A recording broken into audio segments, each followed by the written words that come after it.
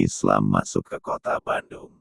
Cahaya dari timur. Pada abad ke-14, angin perubahan mulai bertiup di Tanah Priangan, sebuah wilayah yang kelak dikenal sebagai Bandung. Kala itu, masyarakat di daerah ini masih menganut kepercayaan Sunda Wiwitan yang berakar pada tradisi leluhur dan spiritualitas alam. Mereka hidup berdampingan dengan alam yang subur, mengolah tanah dan menggembala ternak di bawah kaki Gunung Tangkuban Parahu.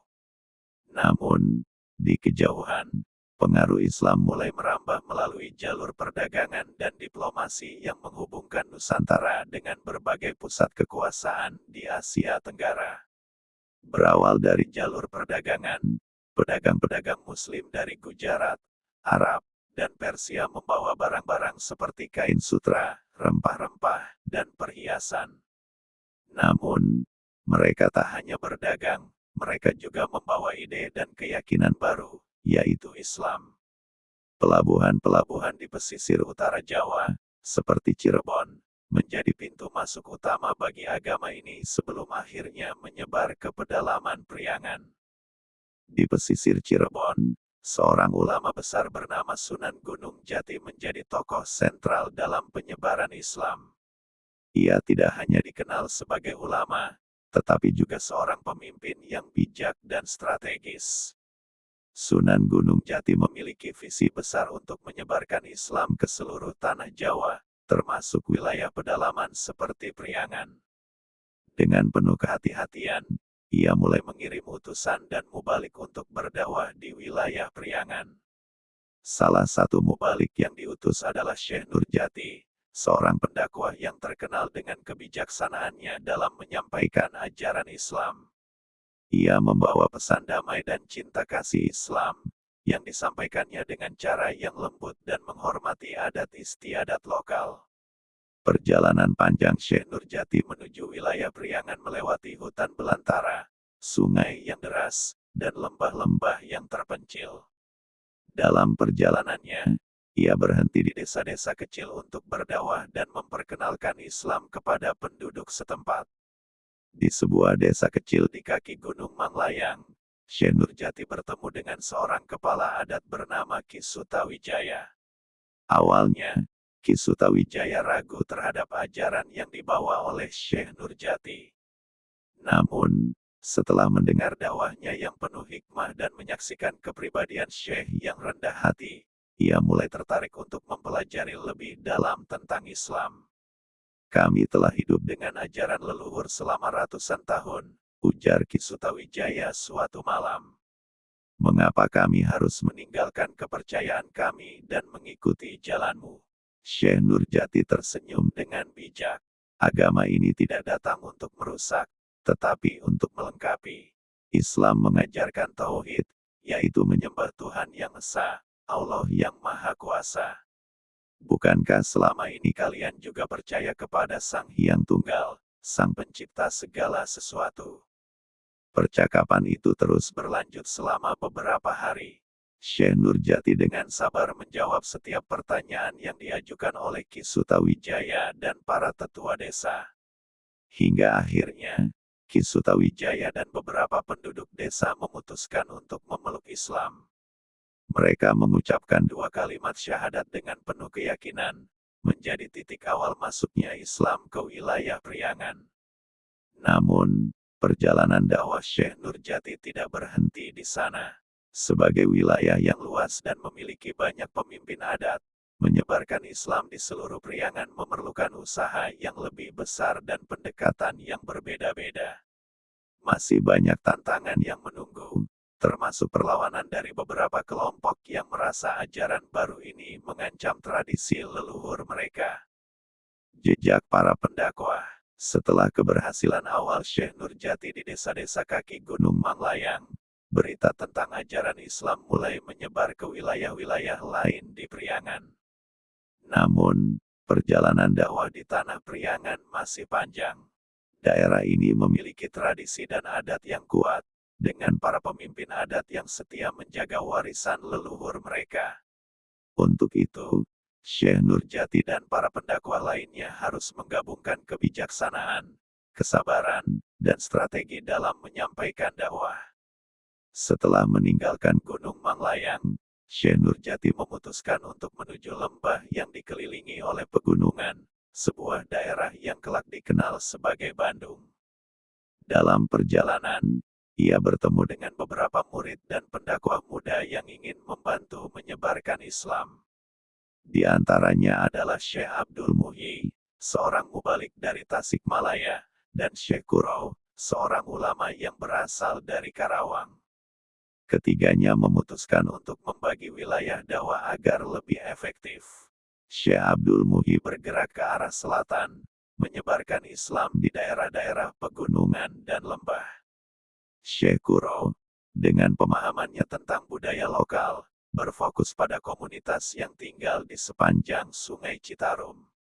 Sementara itu, Syekh Nurjati melanjutkan dakwahnya ke desa-desa yang lebih dekat dengan pusat kekuasaan lokal Priangan. Pertemuan dengan pemimpin lokal di sepanjang Sungai Citarum, Syekh Kuro mendapati masyarakat yang bergantung pada hasil sungai untuk hidup mereka. Ia menggunakan pendekatan yang unik, mengajarkan Islam melalui kehidupan sehari-hari masyarakat setempat. Dalam sebuah desa kecil di tepi sungai, ia bertemu dengan seorang pemimpin adat bernama Ki Raksadewa. Ki Raksadewa awalnya memandang kedatangan Syekh Kuro dengan penuh kecurigaan. Ia khawatir bahwa ajaran baru ini akan merusak tradisi leluhur yang selama ini mereka junjung tinggi. Namun, Syekh Kuro dengan sabar memperkenalkan Islam melalui nilai-nilai yang mudah dipahami, seperti keadilan, kepedulian terhadap sesama, dan pengelolaan alam yang bertanggung jawab. Islam tidak melarang kalian mencintai alam, ujar Syekh Kuro pada suatu malam. Sebaliknya, Islam mengajarkan kita untuk menjaga amanah Allah dengan merawat bumi ini. Hanya Allah yang Maha Esa yang menciptakan sungai ini, yang memberi kita air untuk minum dan tanah yang subur untuk bercocok tanam. Kata-kata itu mulai menggugah hati Ki Raksadewa dan penduduk desa. Mereka merasa bahwa ajaran Islam tidak bertentangan dengan kebiasaan mereka yang menghormati alam, melainkan melengkapinya dengan makna yang lebih mendalam.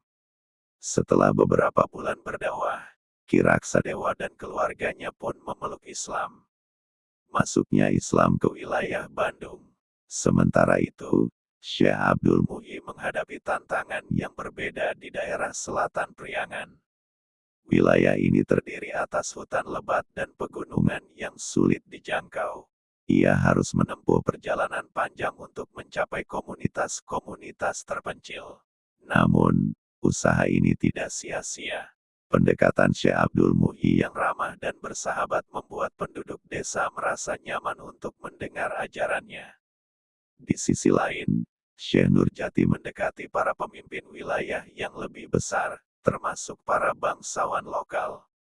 Salah satu tokoh penting yang ia temui adalah Prabu Wangsagoparana, seorang pemimpin yang memerintah salah satu wilayah kecil di Priangan. Prabu Wangsagoparana dikenal sebagai pemimpin yang bijak, namun ia juga sangat menjaga tradisi nenek moyangnya.